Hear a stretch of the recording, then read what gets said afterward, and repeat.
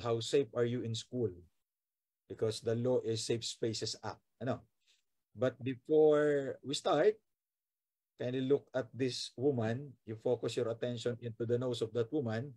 There's a dot there, and after 5 hours, 5 seconds lang, you look at the white portion of your screen. Okay? So if you have seen what I saw, then nagkakitaan na tayo. So nakita nyo na develop. Those were the days na hindi pa uso yung cellphone with camera, no?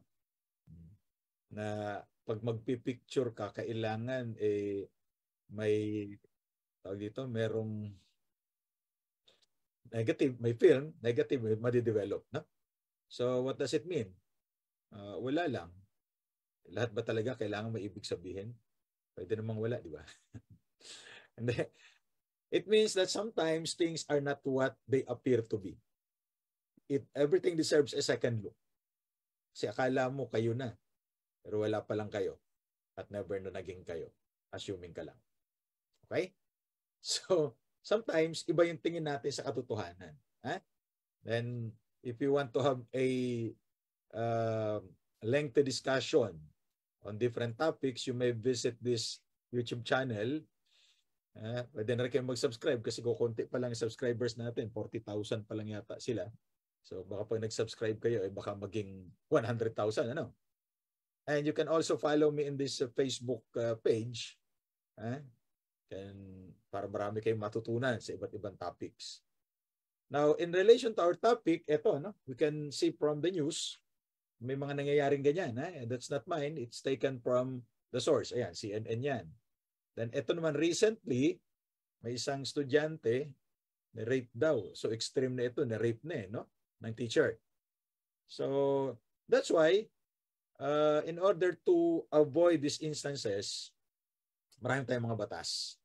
One of them is the Anti-Sexual Harassment Law that prohibits all forms of sexual harassment in workplace, education, or training environment. Kasi sexual harassment, according to the Supreme Court, is abuse of power. Therefore, para mag-file ka ng kasong sexual harassment, yung nambiktima sa'yo, yung offender, has moral authority over you. Okay? So, sino pwedeng kasuhan? Yung employer mo, yung teacher, yung trainer, di ba? So, kailangan yung moral ascendancy. Kasi, it is abuse of power. Dahil kung mas mababa ka sa kanya, kaya ka naharas. Whereas, if it's the other way around, hindi ka maharas. Ano? So, kailan ba nagkakaroon ng sexual harassment in education or training environment? So, una, yung offender ay merong custody or care over the victim. Then yung sexual favor na hinihingi niya, whatever it is, ang kapalit nun, magandang grade.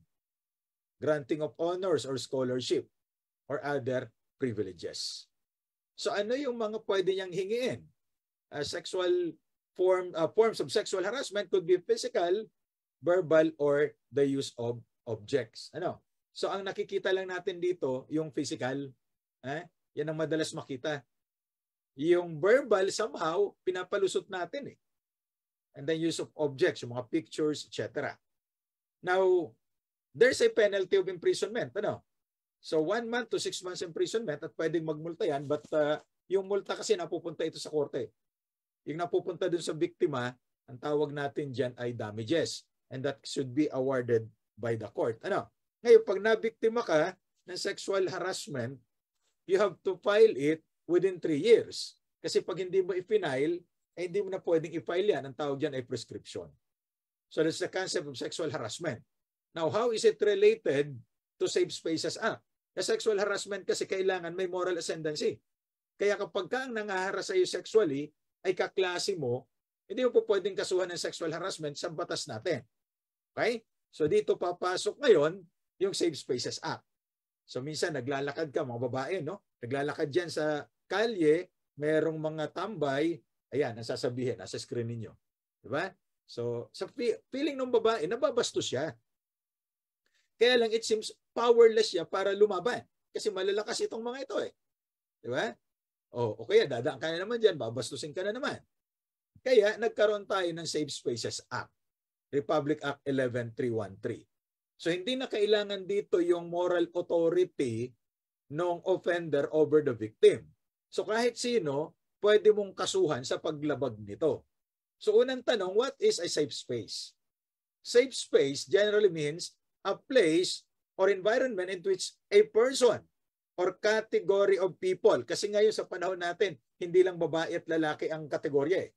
Meron ng LGBTQIA+, whatever. Di ba? So doon, sa lugar na ito, hindi ka mahaharas, hindi ka aapihin, at hindi ka huhusgahan. At walang emotional harm. Yan ang iyong safe space. Ang malungkot dyan, minsan, pati yung bahay natin ay hindi safe space para sa atin. Di ba? Kasi binubuli ka ng mga kapatid mo sa bahay. Oh, ikaw naman minsan ang bubuli rin. So it's no longer a safe space. Now, even public spaces should be a safe space. So naka-enumerate dito sa Section 3 ng Republic Act 11313. Ano ba yung mga public spaces? Yan, lahat yan. Public spaces yan. At they should be safe spaces. So hindi porke public siya, hindi na siya safe. That's why it's called Safe Spaces Act. Even public spaces should be a safe space. Sama daw yung ispa. Okay. Now, what about gender? Ang gender na alam natin, lalaki at babae. But under the law, it refers to a set of socially ascribed characteristics, norms, roles, attitude, and expectation, identifying the social behavior of men and women and the relations between them. So yan yung gender. Now, ang problema natin, actually hindi naman ito problema, the problem with the society, hindi natin matanggap na merong gender identity or expression. So ano ito? Paano mo ipapakita ang iyong gender identity? Manner of clothing. Ba? Inclinations. So kung lalaki ka, ang nilalaro mo ay si Barbie, hindi ka dapat binubuli. Behavior in relation to masculine or feminine convention. Kasi tayo nasanay na kapag ka lalaki, brusko, no? Ang nilalaro mo dapat bola, hindi manika. Kapag ka ikaw ay lalaki at nilalaro mo ay dolls, abay may problema tayo. Yan ang tingin ng lipunan. Yun ngayon ang ina-address ng batas na ito. Okay? Ano ba ang gender expression?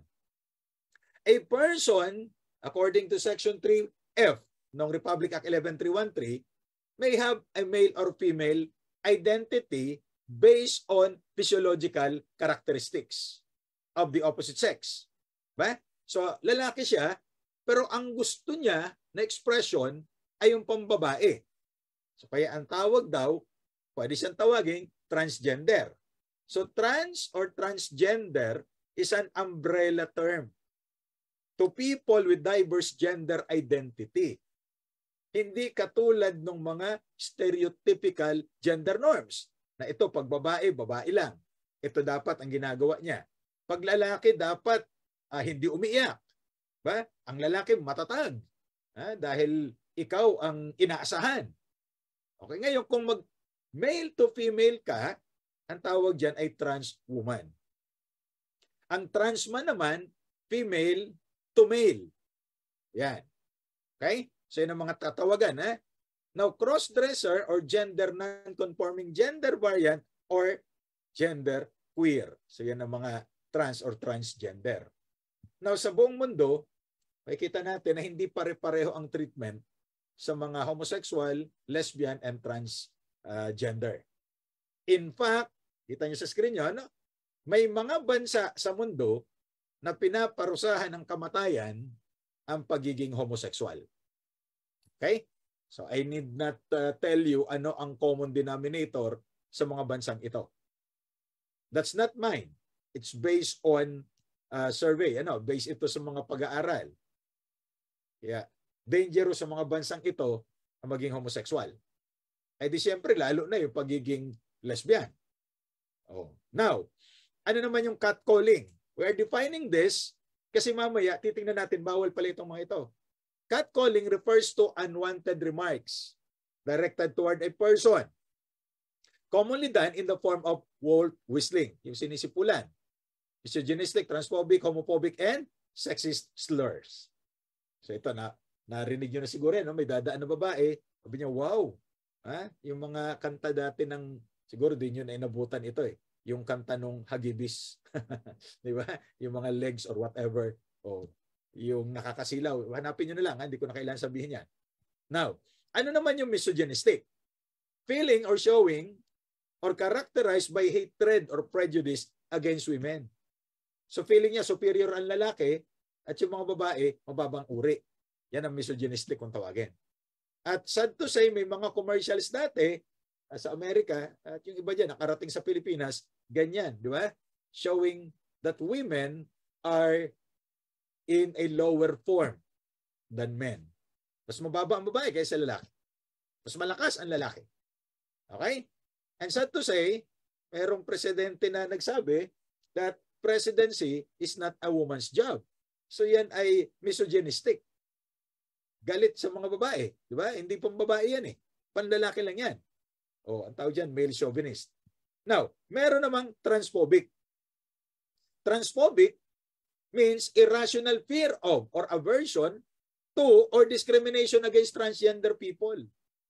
Diba? So galit siya or takot siya sa mga trans men or women. And example nito, ayan, may nagtanong dun sa Japanese Filipino community in Japan, tinanong, ito bang isang senador na ito ay bading? Ayan, ganyan. So dati napapalusot yan eh. But under the new law, hindi na.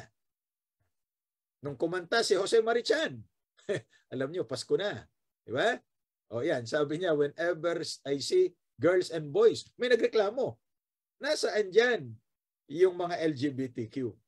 Eh kasi nga, traditional yung tawag na girls and boys lamang. Dati nga, boys and girls eh. O. At sila mismo sa loob ng kanilang community, hindi magkasundo. Tingnan niyo itong sabi ni Juan, ni Ricky Reyes, na of course siya ay gay, ano? O, eh kinakalaban siya dun sa Twitter. At hindi na pala Twitter yan. X na pala. So, alam nyo, ayoko ng X kasi sa algebra man o sa tunay na buhay, problema ang X. Ha? Pero ba sa inyo hindi na problema sa X? Tuloy natin. Ano naman yung homophobic? Irrational fear or aversion to or discrimination against homosexual or gay people. Ano naman yung sexist? Prejudice or discrimination based on sex. So yung mga babae na galit sa lalaki, sexist din sila. Ano naman yung slur? Insulting or disparaging remark or innuendo. Yung paninira. Ano? Ayan. So ngayon, the former president ay ganito ang ginawa. Sinabi niya, may mga rape joke siya eh. So kaya talagang nasa spotlight siya noon. Ha? Although, sa panahon ni Presidente Duterte, eh, maraming ganyan. Kaya lang iba sa panahon ngayon, di ba? Sa panahon natin ngayon, lahat nagmamahal eh. So kayo ba, nagmamahal na? O may nagmamahal sa inyo? Kung wala nagmamahal sa inyo, punta kayo sa gasolinahan sa Tuesday. Sigurado may magmamahal dyan. Ha? O kaya doon sa tindahan ng bigas, marami nagmamahal dyan. Yan ang namimiss ko kay Presidente Duterte. At least nung panahon niya, may nagmumura. Ngayon, puro nagmamahal. Ano? So ano naman yung wolf whistling? Wolf whistling, eh, ito yung pagsipol. Ha? Na may dumang babae, sisipulan niya. Okay? May babae ba na sumisipol laban sa lalaki pag dumaan? Parang wala, hindi. Di ba? Okay. So having defined all those terms, puntahan natin yung mga violations. So violation po yung cursing, pagmumura, catcalling, eh paano naman kung tinatawag mo lang yung pusa mo? Di ba? Wolf whistling, na-define na natin yan. Leering and intrusive gazing, taunting, unwanted invitation. Naku, mag-ingat kayo sa mga iniimbita ninyo. Ito na, misogynistic, transphobic, homophobic, sexist slurs. So, dinefine na natin yan kanina. Diba? So, yan, pinaparusahan yan. Persistent and unwanted comments on one's appearance. Eh, paano naman kung sinabihan na maganda ka? Eh, kung di mo ma-appreciate, eh, pwede mong kasuhan dito for verbal, gender-based sexual harassment. Okay? Relentless request for personal details. Pwede mo mahingi yung phone number mo. Yung phone number lang, hindi yung cellphone. Mahirap ipamigay ang cellphone. Hinihingi yung kanyang Facebook account. Ha? Eh, ayaw ibigay. Ipinipilit niya. Nako, delikado tayo dyan. Ha? Then, use of words or gestures or actions that ridicule on the basis of sex, gender, sexual orientation, etc. And persistent telling of sexual jokes. Oh, hindi lang ito nag-a-apply sa mga teacher o may persons in authority, kundi sa lahat ng tao. Na pagka ikaw may mga sinasabing ganyan at hindi ka na komportable, pwede ka nang magreklamo. Use of sexual names, comments, and demands. Any statement that has made an invasion of a person's personal space. Kaya nga, dinefine natin ano ba ang safe space. So kung sa tingin mo na i-invade yung kanyang safe, yung iyong safe space, dahil sa mga ginagawa niyang ito, pwede ka nang magreklamo. Okay? So kaya lang ang excuse naman ng mga nakaraan ay just to lighten the mood. Para lang daw maging masaya. Pwede siguro maging masaya sa ibang paraan. So ano ang parusa dito? For lack of time, bilisan lang natin. Ano? So first offense, yan. Second offense, ay may kulong na. First offense, multa lang, at saka community service. Second offense, may kulong na ito, 6 to 10 days. Or kung ayaw makulong, pagmulta ka ng 3,000. Third offense, ang kulong 11 to 30 days. At magmumulta ng 10,000. So may sumunod na kinds of violation. Ano yon? Demonstrated gender-based sexual harassment.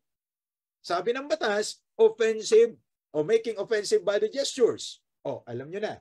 Hindi akin yan, galing sa Google yan. Okay? Offensive yan. So pagka may tao na ginanyang ka, pwede mong kasuhan. And then, exposing of private parts or flashing private parts. Yung mga gumagawa ba yan? Ay, oo, yung gagawin. Delikado yan. May parusa yan. And then, eto pa, public masturbation. Nako, take note. Ito, may gumawa daw niyan, Grab driver. Then, ito naman, groping and other similar lewd sexual actions. Ano ba yung groping? Nagalit yung mga teacher, bawal lang nga magbigay ng assignment, bawal pa ang groping. Ginogroup nila minsan ng mga estudyante. Ay, iba ho yun. Grouping yun, hindi groping. Yung groping, yung panghihipo. Okay? Now, ano ang parusa dito? First offense pa lamang, 10,000 fine. Okay? Second offense, ito na, arresto minor. Arresto minor ay 11 to 30 days imprisonment. 11 days to 30 days. And fine. 15,000. Inulit pa sa ikatlong beses, arresto mayor. 1 month to 6 months na yan. Pagkakulong and fine, 20,000. And then kasama rin dito yung stalking. Ano ba yung stalking? Yung sinusundan-sundan ka. At merong online stalking na tinatawag. So what do you do when you feel that somebody is stalking you? Well, trust your instinct. Take that threat seriously. And report to the authorities immediately. Kung nasa eskwelahan, report to school authorities. Or baguhin mo yung routine mo. Kung dito ka dumadaan, ibahin mo yung daanan mo. Okay?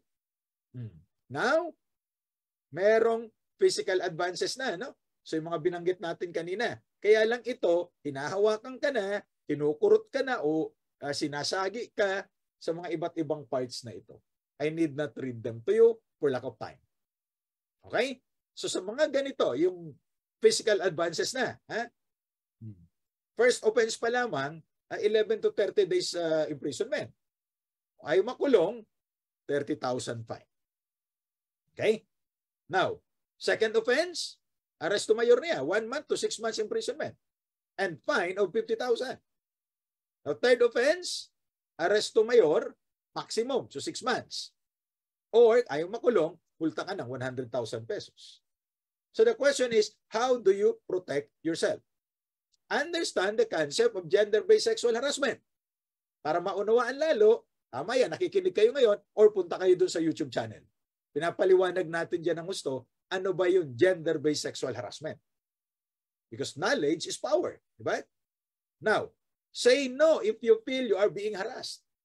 Sa tingin mo, may pinapagawa yung kaklase mo na hindi ka komportable. May pinapagawa yung jowa mo na hindi ka komportable. Ay, kahit jowa nyo, pwede nyong kasuhan. Yeah, be careful.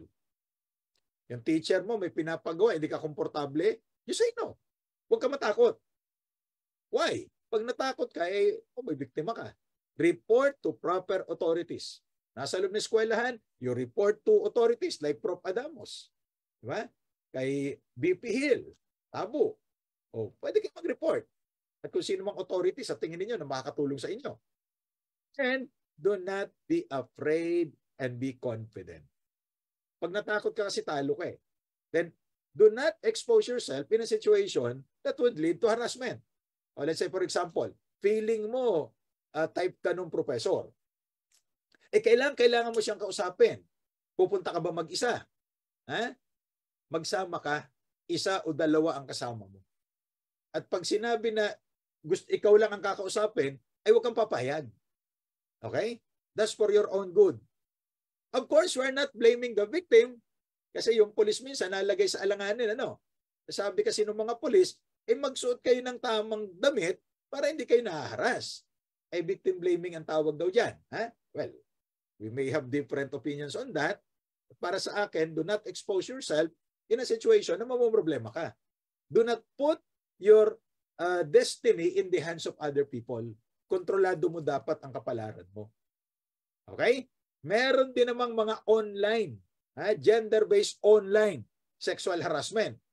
So pagka may mga nagme-message sa iyo, may nag-text sa iyo, may nag-comment doon sa post mo na sa tingin mo hindi ka komportable at paglabag ito sa Republic Act 11313, screen capture mo kaagad. Lalo na pag kilala mo kung sino nag-post. Dahil yan, pwede mong kasuhan sa ilalim ng batas na ito.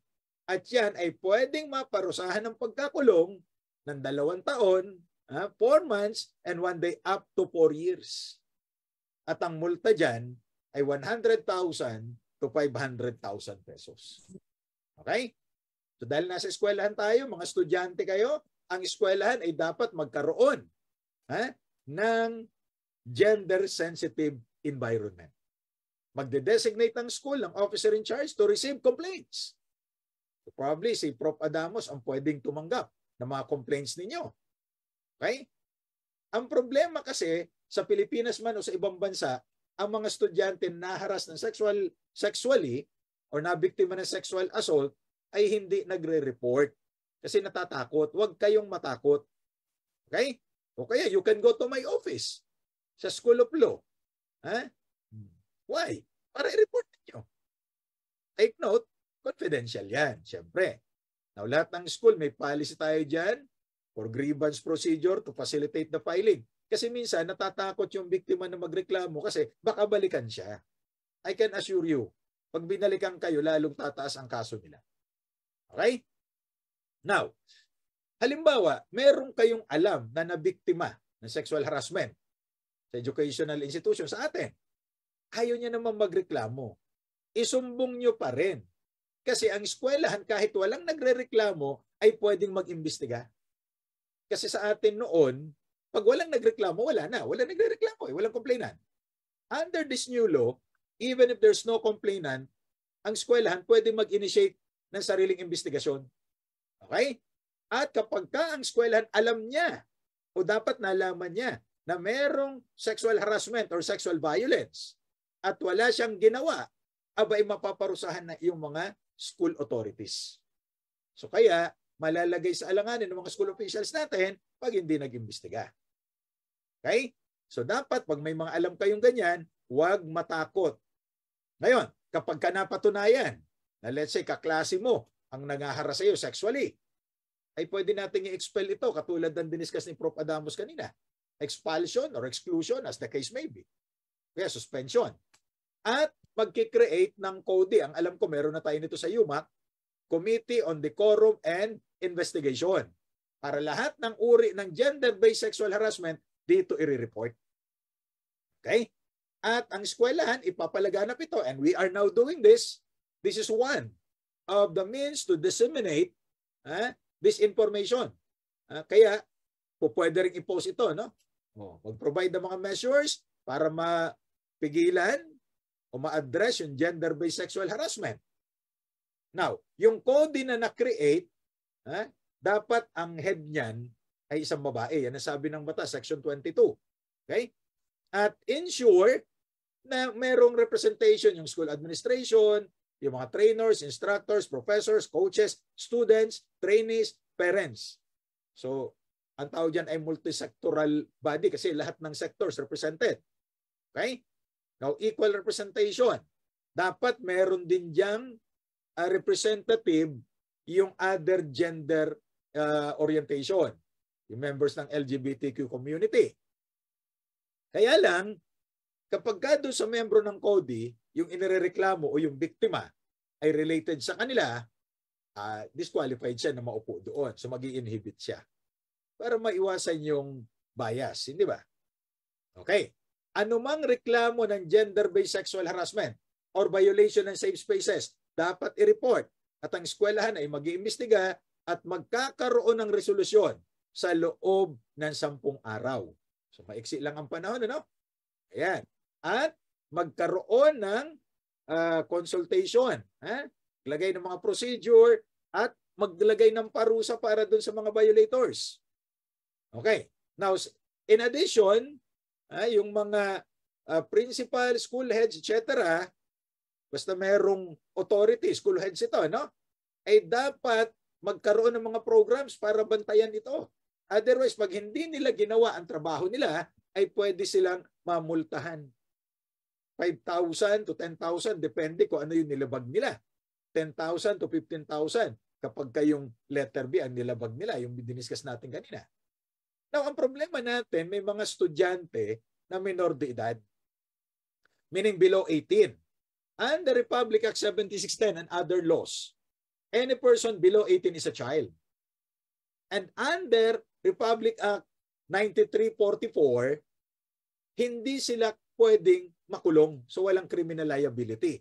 Kaya ano lang ang pwedeng parusa sa kanila ay administrative. Ibig sabihin niyan, pwede silang tanggalin sa eskwelahan. At sabi kanina dun sa probisyon ng batas, kung ito ay graduate na, pwedeng i-revoke yung diploma niya. At mawalan siya ng degree. Okay? Now, yung damages, yung mga pamilya na magpapail niyan sa korte. Ang kayang gawin ng eskwelahan, suspindihin o tanggalin, i-dismiss from the school yung offender. Now, itong ating mga government agencies, magkakaroon niya ng routine inspection. At lahat ng mga investigasyon in connection with this gender-based sexual harassment in educational institution ay confidential. Marami kasi mga marites, no? Pero may mga marites naman na gumagawa ng kabutihan. So ang tawag natin dyan ay good Samaritans. Okay? At yun naman mga attorney na marites, ang tawag daw maritoni. Marites na attorney. So, yung mga biktima, kailangan magkaroon ng counseling. May mga guidance counselors naman tayo, di ba? Ngayon, kung hindi kakayanin ng ating mga guidance counselor, gusto niya tagalabas yung guidance counselor niya, psychiatrist o psychologist, syempre magbabayad yan.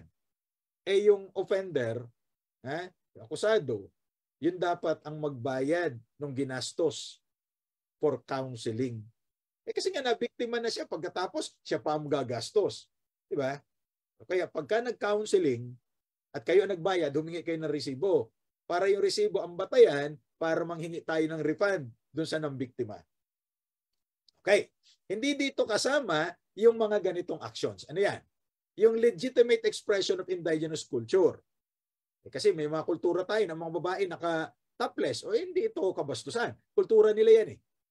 At yung nagbe-breastfeed sa public. May batas tayo dyan. Yung Republic Act 10,028, Promotion of Breastfeeding. Okay? So hindi yan kabastusan.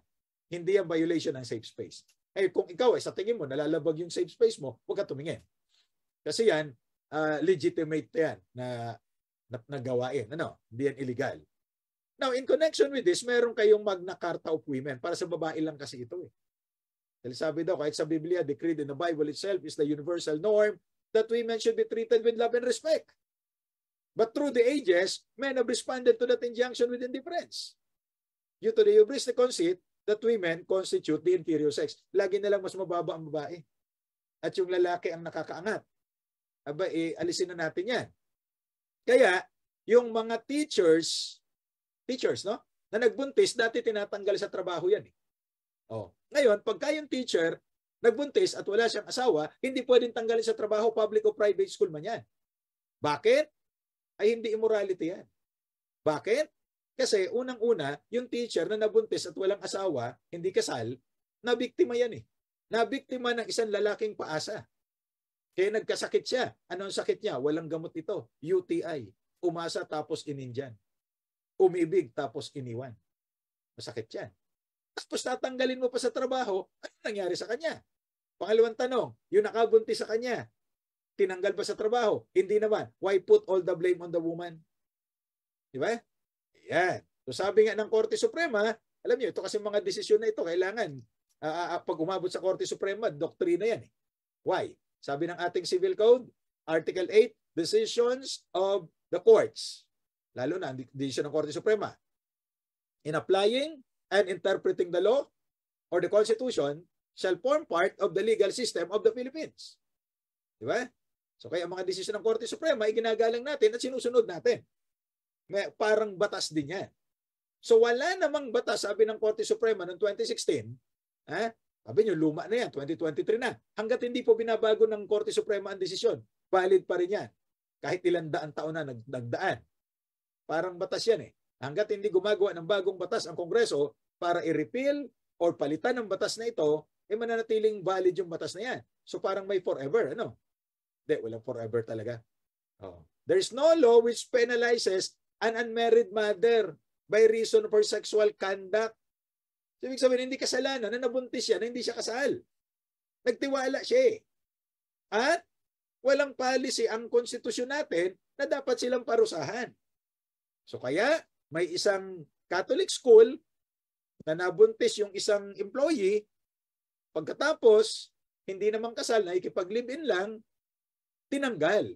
Sabi ng Korte Suprema, pregnancy out of wedlock is not a disgraceful or immoral conduct. Since she and the father of her child have no impediment to marry each other. Ibig sabihin, pareho silang single. Ayaw lang talaga magpakasal. Siguro ayaw gumastos. Diba? Hindi natin alam. Desisyon nila yan eh. Premarital sexual relations between two consenting adults, take note, adults ha. Pag sinabi nating adults above 18, ay hindi ito immorality. Okay? Now, yung mga estudyanteng katulad nyo, pero huwag yung gagawin ito please, na nagbuntis, siyempre nagtiwala ka, hindi ka naman pala sineryoso o nabuntis, hindi po pwedeng tanggalin sa eskwela ito. That would be discrimination. So nabuntis, kaya lang mag-ingat. Kasi sa panahon ngayon na lahat nagmamahal, mahal magpalaki ng anak. Di ba? Ngayon, kapag ka ang isang babae na nagtatrabaho ay nagkaroon ng gynecological disorder na operahan, tulad ng hysterectomy, pagtanggal ng uterus, ovarectomy, pagtanggal ng ovary, mastectomy, yung tinatanggal yung mammary glands kasi may mga cancer or whatever, nakapagtrabaho na siya ng 6 na buwan sa loob ng 12 buwan, 1 taon. Naka 6 months siya ng trabaho. Bago siya na operahan, magkakaroon siya ng 2 months leave with pay. Kung siya ay nasa private sector, yung employer niya ang magbabayad. Yan ang sabi ng Department Order number 112 sa Department of Labor. In addition to the existing leave benefits, naubos na ang sick leave, vacation leave, naoperahan. Pwede niyang i-invoke ito, 2 months yan, with pay. Babayaran siya. Sa mga empleyado ng gobyerno, ito naman yan. Memorandum Circular ng Civil Service Commission. Kaya lang pag hindi nagamit ito, ay hindi pwedeng i-convert into cash. So yun yung mga benepisyo natin. Number 1, doon sa Sexual Harassment Law, Safe Spaces Act, Magna Carta of Women, at ito yung pang-4. Republic Act 9262. Ito yung Law Against Violence on Women and Their Children. Ano ba yung women? Sino ba ang mga babae na pwedeng mag-file? Alam niyo, ang plural ng babae, hindi kababaihan. Mga babae. I think yung kababaihan, that's the essence of femininity. Okay? Mga babae. Sino? Wife. Pag wife sa ating batas, kasal yan. Okay? Former wife, siguro naghiwalay na. Or meron silang dating or sexual relation. Sabi ng batas natin, 1 beses lang kayo mag-date. Mayroon na kayong dating relationship. At pagka inabuso ka niya, papasok yan dito sa BAUSI. BAUSI ang short name for this. No? O kaya, meron silang common child. Whether legitimate or illegitimate. Diba? So ano ang mga uri ng pinaparusahan na pang-aabuso? Ayan, maaaring physical, sexual, yung pagpilit, pero pagka talagang pinwersa niya, hindi na ito ang papasok. Yung marital rape na kahit nakasal sila. Rape or marital rape. Pagkasal, marital rape. So kaya mag-ingat, hindi porke kasal kayo, pupwersahin mo na yung babae na to give into your sexual needs. Ha? Hindi po pwede yan. Psychological harm or suffering. Okay? Hindi mo nga siya sinasaktan, physically or sexually, pero may mga ginagawa ka na nahihirapan siya emotionally. Oh, di ba? Meron akong nawakang kaso dating ganyan, medyo matagal-tagal na. Sabi ng babae, sinaktan yung pusa niya. Anak ng pusa, kala ko puso. Yung pala pusa. Nung sinaktan yung pusa niya, pati siya nasaktan. Ng pusa naman. Mahilig siya mag-alaga ng pusa . Dumami yung pusa. So, ang tawag, pangkat na raw. Pag yung aso naman, asosasyon na raw pag dumami. Economic abuse, yung hindi nagsusustento. Remember, pag kasal kayo, pati yung asawa, sinusustentuhan yan. Pero pag hindi naman kayo kasal, yung bata lang ang dapat sustentuhan. Hindi yung nanay ng bata. Ha? Okay? Kasi marami iba, parang nakabuntis lang, tinakasa na. Ay, pwede niyong habulin yan, pwedeng makulong yan. Okay? And then, battery, assault, coercion, harassment, arbitrary deprivation of liberty, and again, stalking. Diba? Dinefine na natin kung ano yung stalking kanina. Ano naman yung battery? Hindi ito motolite o ever ready. Battery refers to the act of inflicting physical harm upon the woman or the child. So sinasaktan niya physically. At dahil sa pananakit niyang yan, ang naging resulta, nagkaroon ng physical, psychological, or emotional distress. Okay? So yun ang battery. Pag paulit-ulit ka sinasaktan. Bakit ba kasi nananakit? Minsan kasi dito nagsisimula ang mga relasyon. Diba? Pero kadalasan dito raw nagtatapos ang mga relasyon. Huwag naman sana dyan magtapos ang relasyon ninyo. Ano? Bakit ba sila nag-aaway? Samantalang dati naman sila ay mga lovebirds. Ba't nag-aaway? Kasi daw naging angry birds na. Okay? Pero huwag yung lalaroin ito. Mahirap umiscore dyan yung Flappy Bird. Ano? That's a computer game. Okay? Now, ano naman yung battered woman syndrome? Ito yung syndrome ng mga babae na inaabuso palagi ng lalaki. Nakita niyo yung mga listahan ng pang-aabuso kanina? O yun. So nagkakaroon siya ng battered woman syndrome kasi merong battery. Kapag yung babae ay battered woman, pwede niyang saktan o patayin yung lalaki na nananakit sa kanya. At hindi siya magkakaroon ng criminal liability, hindi siya makukulong. Hala, hindi ko dinidiscuss sa misis ko ito . Joke lang. At ano lang gagawin niya? Patutunayan ng isang expert witness. Ihaharap niya sa korte yung psychologist o psychiatrist para patunayan na ito pong babaeng ito ay suffering from battered woman syndrome. Therefore, nung sinaktan niya yung kanyang partner, ay wala siyang criminal liability. So, ang katumbas nito sa American law ay parang temporary insanity. Ito, Pilipino may ganyan. Nagdilim yung paningin niya. So, kaya nagawa niya isang bagay na hindi niya dapat ginawa. At kapag ka nag-file ng bawsi, yung mga babae merong 10 days leave with pay. Okay, may 10 days leave with pay. O pwede pang ma-extend yan. Public man yan o private sector employee. Ang sabi ng Korte Suprema, para daw magkaroon ng battered woman syndrome, dadaan yan dun sa tatlong phases of cycle of violence. Una, tension building phase. Ano yung tension building phase? Dumating si Mr., lasing, sweldo, pero walang dalang pera. Okay? So, siyempre, si Mrs. takot kay Judith. Kasi Judith na ng kuryente, Judith ng internet, Judith ng bahay, upa sa bahay, wala siyang pambayad. So, ito na. Nagsimula na ang away. Magbiro ka na daw sa bagong gising, wag lang sa lasing. Lasing ito. And then, nagalit si Mr. dahil ninanag siya. Nagkaroon na ng mga unidentified flying objects, naglipara na mga gamit sa bahay. Nasaktan na si Mrs. o si partner. Ang problema, hindi naman magtatagal, wala naman forever dyan, di ba? So nandun na yung tranquil, loving, or at least non-violent phase. Maaaring magsusorry, susuyuin si babae, or kung hindi naman, pareho silang tahimik. Ngayon, pag naulit daw yan at least twice, battered woman yung babae. Bakit yung pagagawin twice? Magko-concert yan sa September at October. Ano? Korean group yan twice. Di ba? Bakit mo pa ipapaulit? Kaya lang, pag naulit daw yan, at least twice, battered woman na siya. Ito ba ay unconstitutional? Ang sabi ng Korte Suprema, the unequal power relationship between women and men. The fact that women are more likely than men to be victims of violence. Teka muna, may mga babae rin namang violente. And the widespread gender bias and prejudice against women all make for real the differences justifying classification under the law. Kasi marami nagsasabi, itong batas na ito ay dapat unconstitutional kasi bias laban sa mga lalaki. Diba? Pero sabi ng Korte Suprema, hindi bias yan. Kasi talagang magkaiba ang nature ng babae at lalaki.